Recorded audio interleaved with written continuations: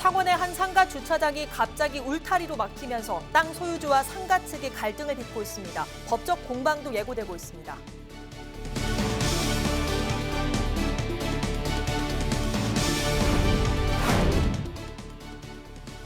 추석을 앞두고 벌초객들의 발길이 이어지면서 벌쏘임과 진드기 물림 사고도 늘고 있습니다. 예방법을 알아봤습니다.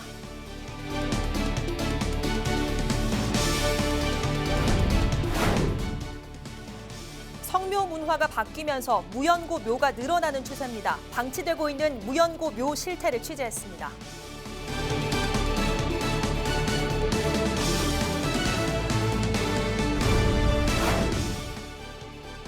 일본의 화이트리스트 배제에 따른 피해가 우려되면서 창원시가 기업체 기술 자립을 돕는 창원과학기술지원단을 출범했습니다.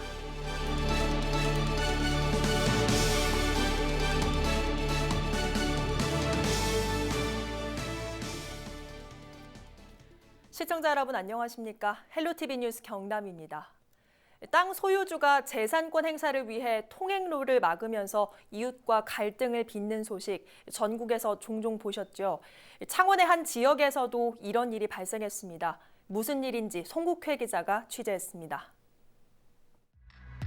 창원의 한 상가 건물입니다. 웬일인지 건물 앞 주차장에 울타리가 설치돼 있습니다.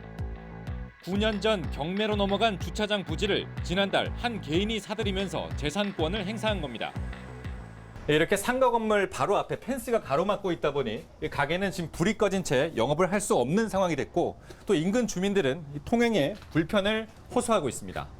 상가를 이용하려고 해도 그 사이를 이렇게 막 부족해 다녀야 되는 입장이고. 땅 소유주는 주민들의 통행은 방해되지 않는다는 입장입니다. 상가를 들어가는 거는 그거는 상가 자기 목적을 위해서 가는 거고 일반 통행은 아니잖아요, 그죠? 경남은행은 지금 이전하고 없던데 경남은행에 있던 그 헬스 친구 있잖아요, 그지요? 그와 똑같은 사례라고 보면 됩니다. 하지만 상가 측은 그 부지가 수십 년간 일반인들의 통행로로 이용돼 왔다며 울타리 설치는 지나친 재산권 행사라고 주장합니다. 현재 일반인들이 통행로로 사용하고 있는 부지를 통행로로 사용하지 못하게 펜스를 쳐서 막는 행위는 형법상 일반 교통 방해죄 해당할 수가 있고요. 이 같은 일은 바로 맞은편 상가에서도 발생했습니다. 상가 주차장 부지가 경매에 넘어가자 낙찰받은 주인이 땅의 소유권을 행사하면서 울타리를 설치한 겁니다. 재산권을 주장하던 소유주와 울타리 철거를 요구하던 상가 측의 3년에 걸친 법적 공방은 통행료를 받는 것으로 끝났습니다. 현재 상인들은 매달 10만 원의 통행료를 내고 있는 상황. 그 사이 영업이 방해될 것을 우려한 건물 1층에 있던 경남은행 지점은 다른 곳으로 이전했습니다. 부지가 낙찰이 되니까 얘들이 바로 펜스를 쳤답니다. 경남은행은 바로 이전을 해버려가지고 도로 하나를 사이에 두고 똑같은 일이 벌어진 겁니다. 재산권을 주장하는 땅 소유주와 통행 방해 금지 가처분을 신청한 상가 측도 현재 법정 소송을 예고하고 있습니다. 펜스 설치를 강행하려는 공사 차량과 이를 막으려는 상가 주민들의 차량들이 서로 대치하면서 이 사유지를 둘러싼 양측의 갈등은 쉽게 풀리지 않을 것으로 보입니다. 헬로티비 뉴스 송국혜입니다. 추석이 2주 앞으로 다가오면서 이번 주 벌초객이 절정에 이를 것으로 보입니다. 생활이 바빠 직접 벌초하지 못하는 분들은 벌초 대행 서비스를 많이 이용한다고 하는데요. 김신혜 기자가 벌초 대행 서비스 업체를 따라가 봤습니다. 이른 아침 벌초 작업이 한창입니다. 고요한 산속은 풀 베는 소리로 가득합니다. 예초기를 메고 얼굴 마스크를 낀 사람들이 성인 무릎 높이까지 무성이 자란 잡초를 베어냅니다. 이들은 후손이 아닌 벌초 대행 서비스 업체입니다. 산 입구부터 산소 주변까지 2시간 가까이 이어진 작업. 베어낸 잡초를 갈퀴로 걷어내고 잔풀 정리까지 마치고 나니 산소가 제 모습을 드러냅니다. 처음 모습과는 확연한 차이가 있습니다. 최근 이처럼 대행업체에 벌초를 맡기는 사람들이 늘고 있습니다. 보통 한 10군데에서 15군데 하고 많이 할 때는 20군데까지 하고 있습니다. 매년 한 30군데에서 한 50군데 정도 늘어나고 있는 추세입니다. 산림조합 통계에서도 알 수 있습니다. 올해 8월까지 산림조합 벌초 대행 서비스로 벌초한 묘는 전국에 2만 5천여 기. 지난해 같은 기간과 비교하면 약 35% 늘었습니다. 벌초댕 서비스를 이용하는 사람들은 대부분 다른 지역에 살고 있는 경우가 많습니다. 농촌 인구가 급속하게 줄고 고령화가 진행되면서 직접 와서 산소를 관리하기가 쉽지 않기 때문입니다. 전문적인 관리에 맡긴 사람도 만족도가 높습니다. 저희 시부모님도 연세가 있으셔서 저희가 이제 자식들이 다 멀리 나와 있거든요. 각 지역으로. 네. 그렇기 때문에 시부모님도 연세가 있으시고 벌초를 하시기에는 몸도 안 좋으시고 하고요. 이제 시간 맞춰서 매번 내려갈 수가 없으니까. 그리고 또 저희 손을 빌리는 것보다 그 대행업체 하시는 분들 전문가 손을 맡기면 아무래도 더 깔끔하고 그렇게 할 수 있으니까 그래서 저희는 맡기거든요. 좋아요. 깔끔하고 마음에 들어요. 우리만의 미풍양속인 벌초. 세월이 흘러 후손들의 벌초 문화도 바뀌고 있습니다. 헬로티비 뉴스 김신혜입니다. 네, 보신 것처럼 벌초를 대행업체에 맡기는 경우도 있지만 여전히 많은 분들은 직접 하고 있는데요. 하지만 이 벌초를 할 때에는 예초기 사고뿐만 아니라 야생 진드기나 말벌 등 독축으로 인한 피해가 없도록 각별히 주의해야 합니다. 보도에 표영민 기자입니다. 경남의 한 묘지입니다. 벌초 대행업체 직원이 예초기를 들고 무덤 주위에 풀을 깎습니다. 작업 도중 돌이나 나무가 튀거나 칼날이 부러지는 상황에 대비해 안전장비를 갖추고 있습니다. 밑에 돌도 많고 그래서 이제 작업할 때 되도록이면 가까이 가지 않는 걸 주의하셔야 되고 그리고 벌이 제일 많기 때문에 벌 조심해야 되고 그거 말고는 뭐 없는 것 같습니다. 다가오는 추석 연휴를 앞두고 전국의 묘지마다 벌초 작업이 한창입니다. 벌초를 할 때에는 적절한 복장과 안전장비만큼이나 벌과 진드기 등에 주의해야 합니다. 털진드기 유충에 물려 쯔쯔가무시병이 발병하면 자칫 목숨까지 잃을 수 있습니다. 질병관리본부는 올해 8월 초까지 전국에서 쯔쯔가무시병 환자가 600여 명을 넘었다고 밝혔습니다. 쯔쯔가무시병 예방을 위해서는 벌초 작업 중 풀밭 위에 옷을 벗어두거나 앉는 행동은 삼가하고 벌레를 쫓는 스프레이를 자주 뿌려주는 것이 좋습니다.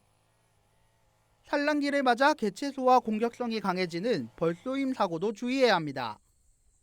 최근 충남에서는 벌초하던 70대 남성이 말벌에 쏘여 사망하는 사고가 발생하기도 했습니다.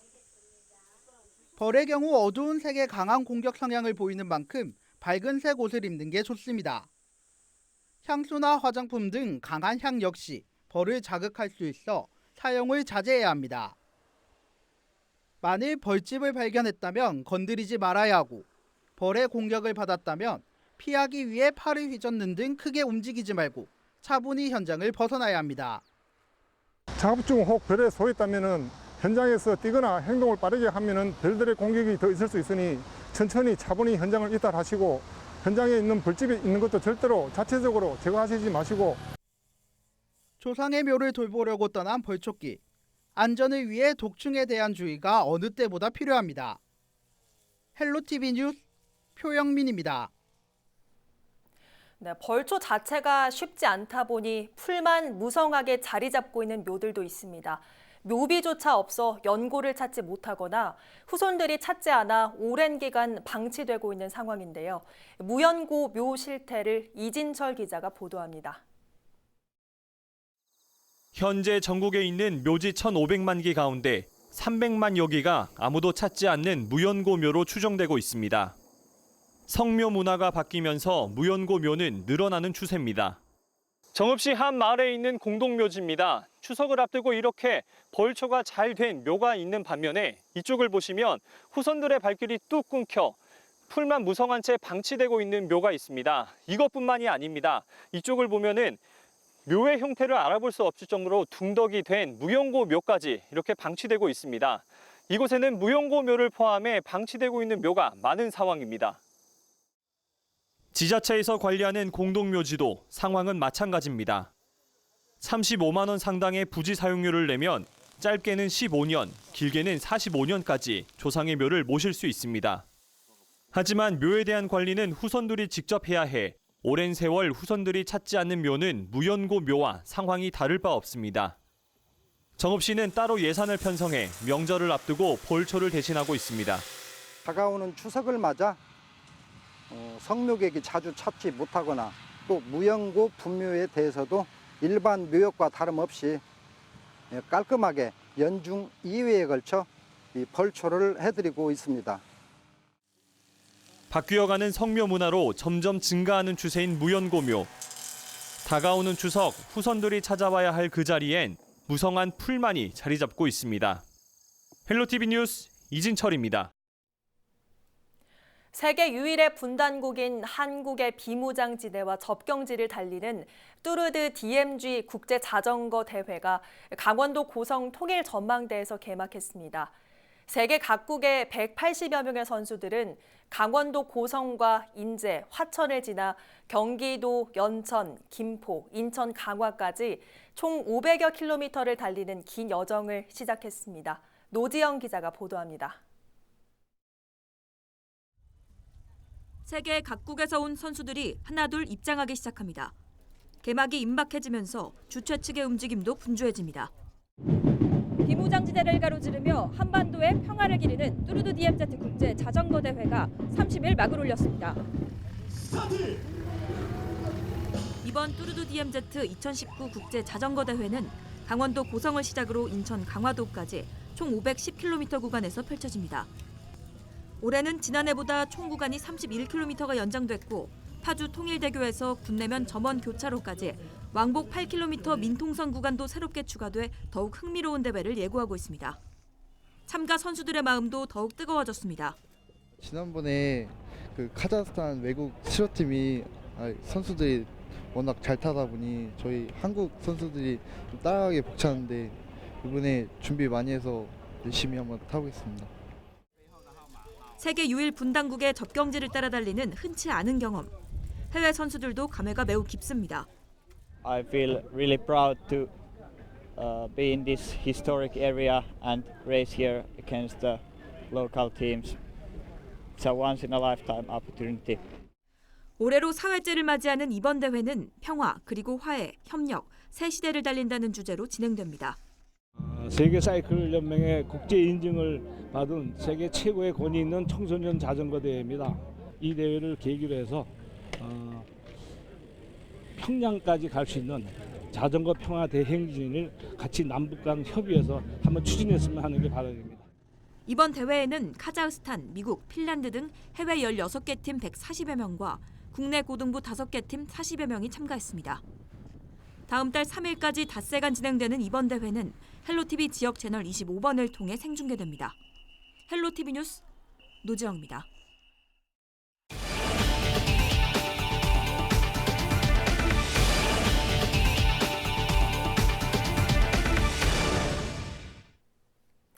창원시가 소재 부품 국산화를 위해 30일 창원 컨벤션 센터에서 창원 과학기술 기업 지원단을 출범했습니다. 지원단은 기업과 대학, 연구소 등 13개 기관 공학박사급 1000여 명으로 구성됐으며 전공 분야별로 기술분과위원회를 꾸려 기업의 기술 연구 개발을 지원합니다. 또 지역 기업의 핵심 기술을 조기 확보하고 수요, 공급, 지원 기관 간 협력 모델도 마련해 나갈 계획입니다. 새 자유한국당 경남도당 위원장으로 강석진 국회의원이 선출됐습니다. 한국당 경남도당은 30일 제6차 운영위원회를 열고 단독 입후보한 강 의원을 신임 도당위원장으로 선출했으며 다음 달 초 중앙당 최고위원회에서 최종 승인될 예정입니다. 거창구는 오는 9월부터 경남 최초로 공립유치원의 급식비를 지원합니다. 현재 공립유치원은 도교육청에서 지원되는 유아학비로 급식비를 부담하고 있었지만 식자재값 인상 등의 이유로 사립유치원과 동일한 지원 요구가 있었습니다. 이번 지원 사업에는 공립유치원 급식비 지원 이외에도 사립유치원 대상 친환경쌀 차액 지원 사업, 우수농산물 지원 사업도 포함됩니다. 한편 거창구는 2010년부터 공사립 유치원의 급식비를 지원해오고 있었으나 경남도의 급식비 지원 중단 결정으로 사립 유치원만 군비로 지원하고 공립 유치원은 지원이 중단된 상태였습니다. 창원시와 경남농협이 로컬 푸드 활성화를 위해 30일 상생발전 협약을 체결했습니다. 이번 협약으로 두 기관은 창원 지역 농산물의 판로 확대와 건강한 로컬 푸드 문화를 위해 지역 먹거리 산업 육성과 발굴을 함께 하기로 했습니다. 창원시는 2022년까지 창원형 로컬 푸드 직매장 건립을 목표로 하고 있습니다. 경남도 교육청이 지난 2월 명예퇴직자와 이달 말 정년퇴직하는 교원을 대상으로 29일 포상 전수직을 열었습니다. 훈포장과 표상 전수 대상은 모두 411명으로 학교와 교육청, 교육부의 검증 과정을 거쳤습니다. 황조 근정훈장은 김금단 진해중앙초 교장 등 43명, 홍조 근정훈장은 김경숙 유목초 교감 등 55명, 녹조 근정훈장은 뉴욕제 신양초 교사 등 69명이 각각 수상했습니다. 경남도가 추석 연휴를 앞두고 가스 전기 시설 사고를 예방하기 위해 대대적인 점검에 나섰습니다. 다음 달 6일까지 실시되는 이번 점검은 도시가스 공급 시설과 다중 이용 시설, 대형 유통 시설, 가스 충전소 등 생활 밀접 시설에 대한 특별 안전 점검입니다. 주로 배관 결함과 가스 누출, 화재 발생 요인 방치, 안전관리자 근무 실태, 안전장치 작동 여부 등을 점검합니다. 우리 지역 인사 동정입니다. 김경수 경남도지사는 2일 오후 3시 전자부품연구원 동남권 본부와 MOU를 체결합니다.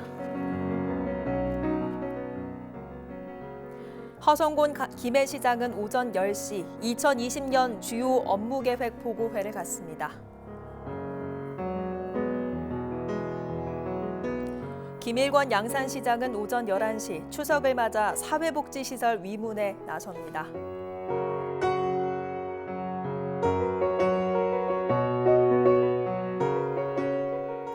변광용 거제시장은 오전 10시 거제실회 임시회 4차 본회의에 참석합니다.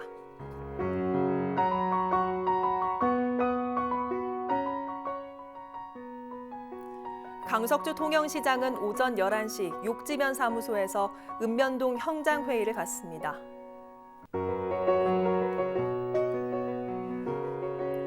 백두형 고성군수는 오전 9시 반 공용 세계 엑스포 예매 입장권 판매 행사에 참석합니다. 한정우 창녕군수는 오전 9시 제15회 창녕군 게이트볼 협회장기 대회에 참석합니다.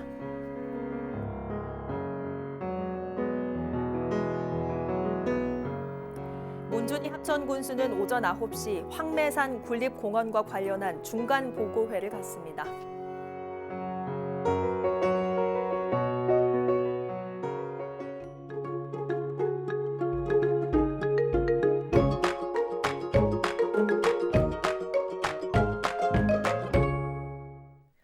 날씨입니다. 토요일에는 소나기 소식도 큰 더위도 없겠습니다.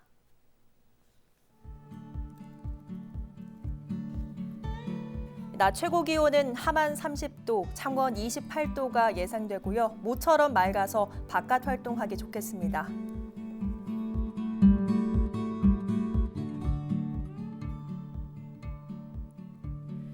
다만 일요일에는 물러났던 비구름이 북상하며 다시 가을 장맛비가 내리겠습니다. 비는 다음 주 내내 이어질 텐데요.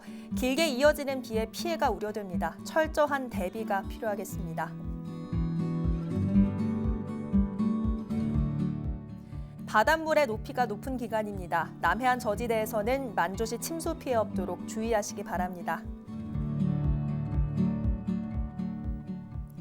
토요일에는 미뤄둔 두꺼운 빨래하기 좋겠고요. 낮 동안에는 볕도 강하게 내리쬐을 것으로 보여 자외선 차단 꼼꼼히 해주셔야겠습니다.